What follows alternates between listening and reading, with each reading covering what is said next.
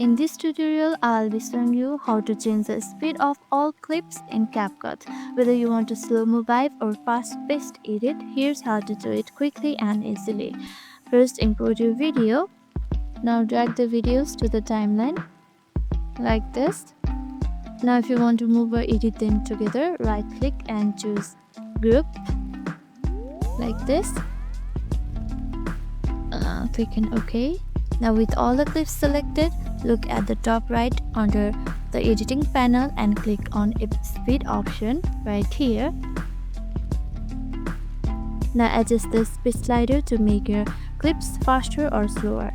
If you increase from here, your clips will be in a fast mode. If you decrease from here, it will go on slow mode.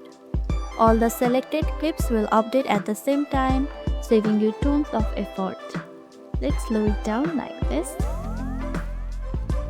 Once you have slowed down, play the video to see the results. And that's how you change the speed of all the clips at once in CapCut. Super simple, right? If you found this video helpful, make sure to give it a thumbs up and subscribe our channel for more videos like this. Thank you for watching.